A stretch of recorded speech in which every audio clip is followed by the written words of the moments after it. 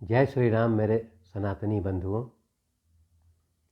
पिछले अंक में हम लोगों ने अध्ययन किया कि महर्षि विश्वामित्र अपने पूर्वजों के बारे में राम और लक्ष्मण को बताते हैं। इस अंक में हम लोग बालकांड के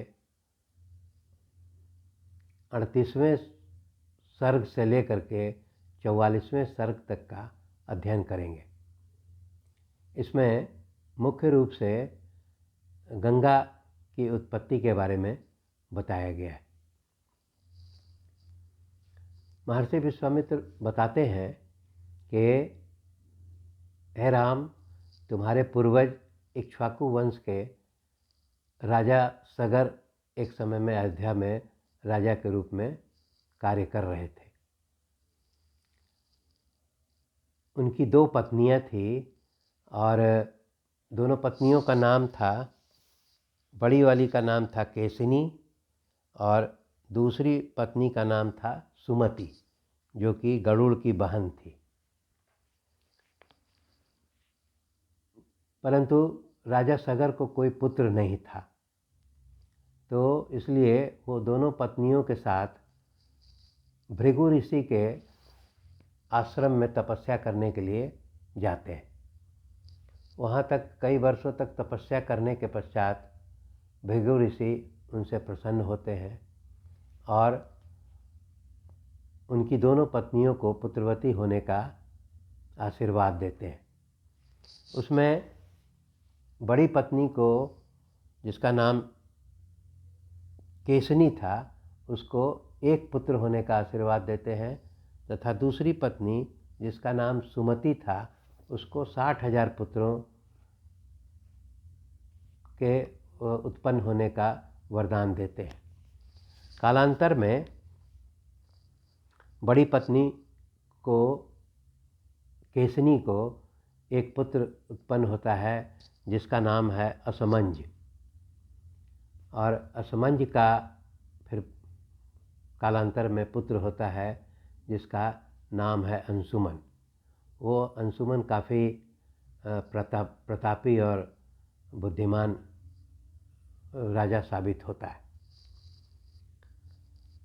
उसी प्रकार दूसरी पत्नी सुमति को एक तुम्बी के आकार का गर्भपिंड उत्पन्न होता है, जिसको फूटने के बाद उसमें से 60,000 पुत्र उत्पन्न होते हैं, जिसको अलग अलग घी के घड़ों में रखा जाता है और कालांतर में उसमें से 60,000 पुत्र उत्पन्न होते हैं।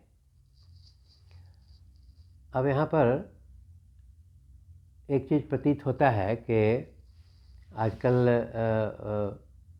वर्तमान अवधि में टेस्ट ट्यूब बेबी का प्रचलन है।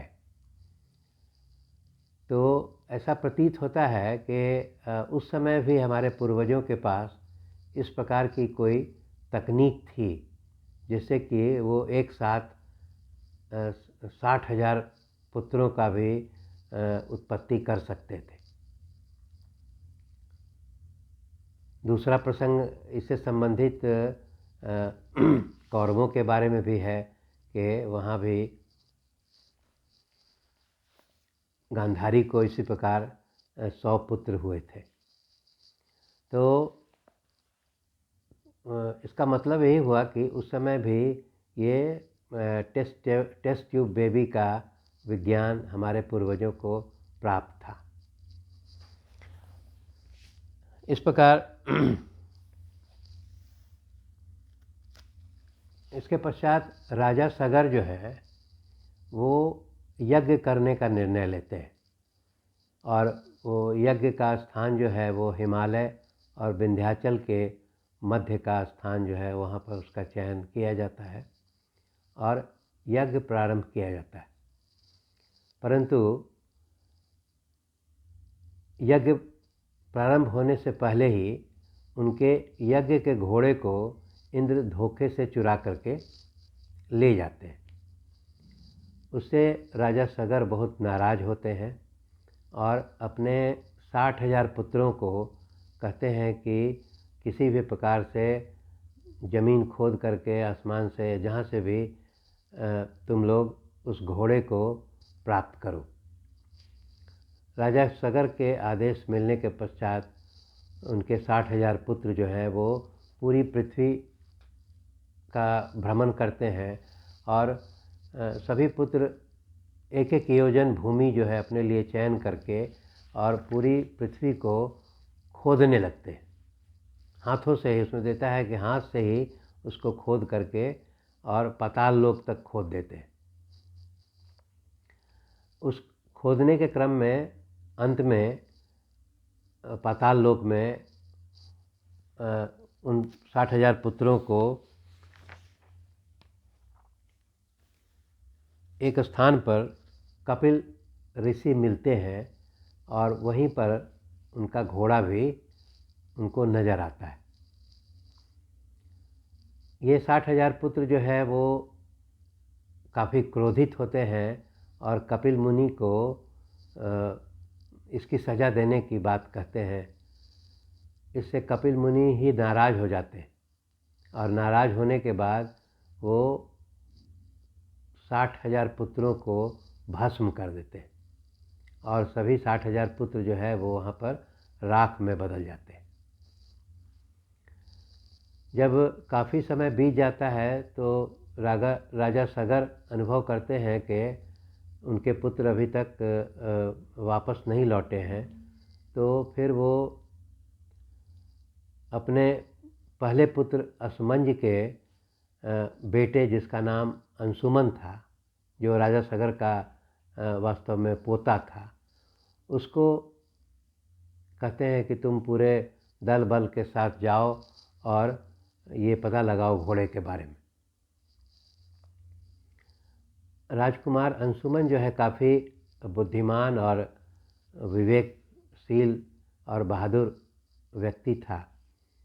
वो अपने 60,000 जो चाचा थे उनके द्वारा जो है खोदे हुए मार्ग पर ही वो घोड़े को खोजने के लिए निकल पड़ता है।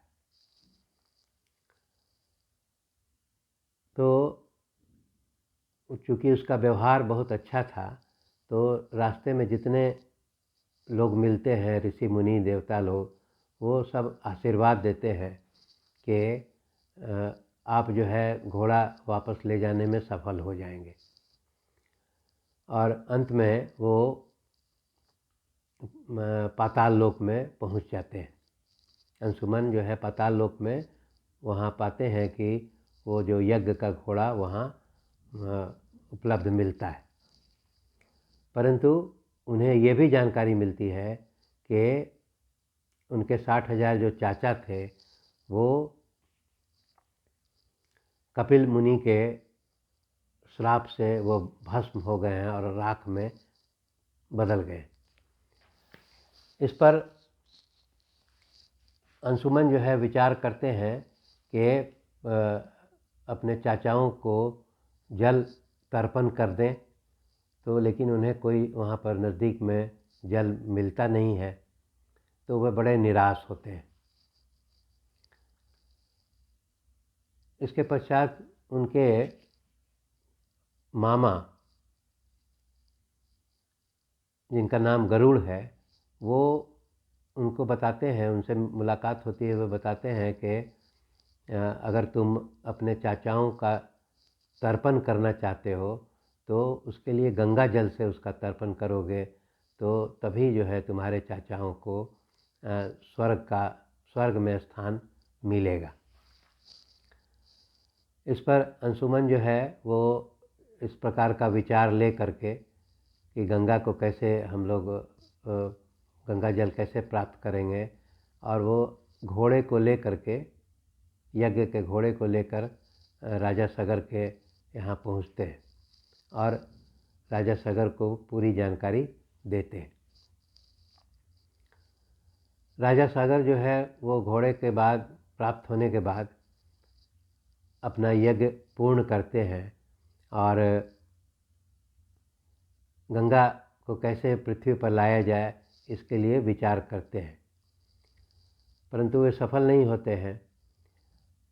राजा सगर के बाद अंशुमन राजा बनते हैं, वो भी बहुत प्रतापी राजा बनते हैं।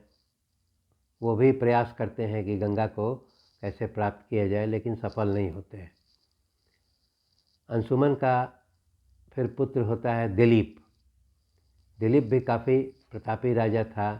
वो भी बहुत प्रयास करता है कि गंगा को कैसे पृथ्वी पर लाया जाए, वो भी सफल नहीं होते।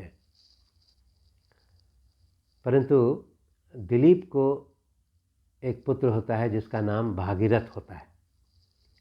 वो बहुत प्रतापी राजा और धार्मिक प्रवृत्ति का राजा था।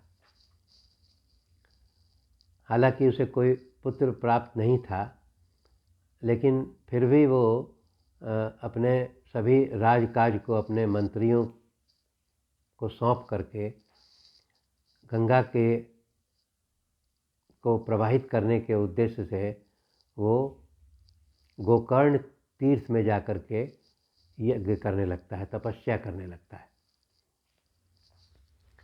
इसमें तपस्या का वो कितना कठिन पहले के ऋषि मुनि करते थे उसमें बताया गया है कि वो तपस्या जो करते हैं दोनों हाथ उठा करके करते हैं और एक एक माह पर वो भोजन ले करके उस प्रकार तपस्या करते हैं। काफ़ी दिनों तक तपस्या करने के बाद, भागीरथ के तपस्या करने के बाद ब्रह्मा जी प्रसन्न हो जाते हैं और ब्रह्मा जी कहते हैं कि वरदान मांगो।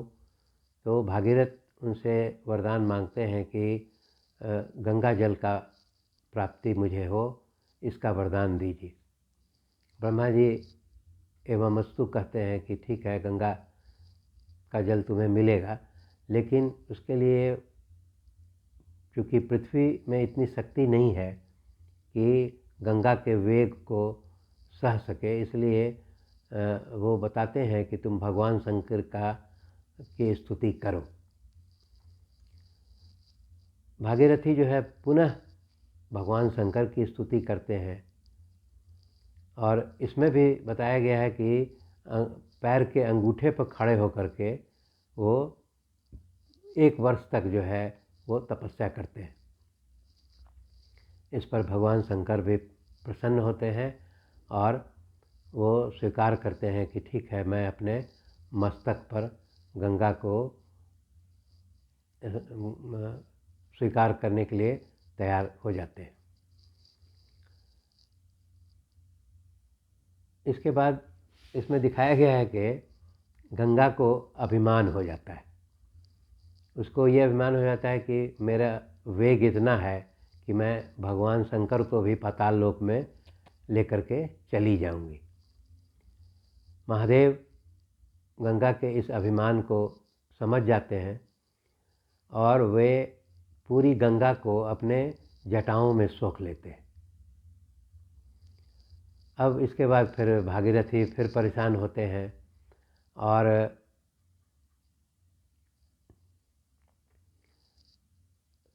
फिर वो शिव की स्तुति करने लगते हैं कि गंगा को आप मुक्त कर दीजिए।